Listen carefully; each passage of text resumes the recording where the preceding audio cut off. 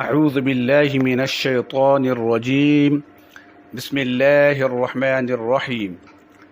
وَإِذْ قَالَ إِبْرَاهِيمُ رَبِّ اجْعَلْ هَذَا الْبَلَدَ آمِنًا وَاجْنُبْنِي وَبَنِيَّ أَن نَّعْبُدَ الْأَصْنَامَ رَبِّ إِنَّهُنَّ أَضْلَلْنَ كَثِيرًا مِّنَ النَّاسِ فَمَن تَبِعَنِي فَإِنَّهُ مِنِّي وَمَنْ عَصَانِي فَإِنَّكَ غَفُورٌ رَّحِيمٌ ربنا إني أسكنت من ذريتي بواد غير ذي زرع عند بيتك المحرم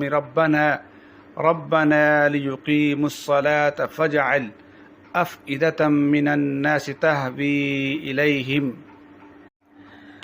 اللہ تعالیٰ نے سورہ ابراہیم میں فرمایا، اور جب ابراہیم نے کہا میرے رب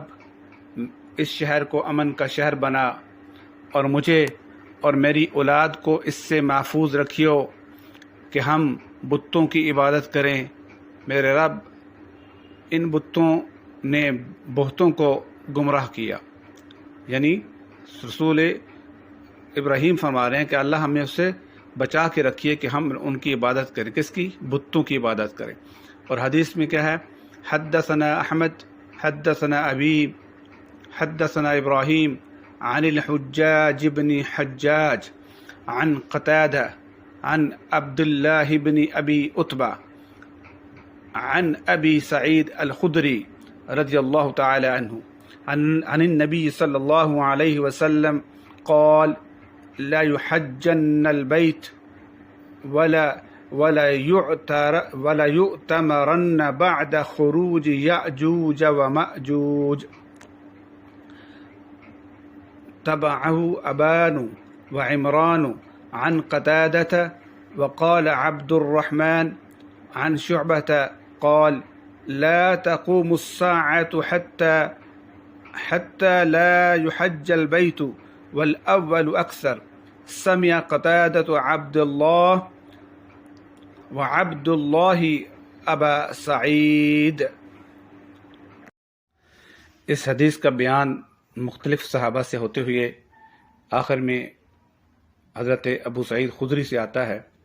کہ ان سے ابو سعید خدری رضی اللہ تعالی عنہ نے اور ان سے نبی کریم صلی اللہ علیہ وسلم نے فرمایا کہ بیت اللہ کا حج اور عمرہ یاجوج اور ماجوج کے نکلنے کے بعد بھی ہوتا رہے گا۔ عبداللہ بن ابی عتبہ کے ساتھ اس حدیث کو ابان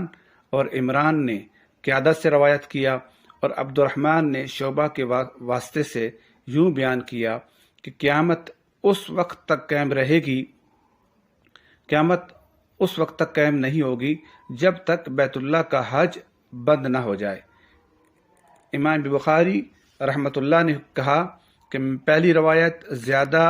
راویوں نے کی ہے، اور قیادہ نے عبداللہ بن عتبہ سے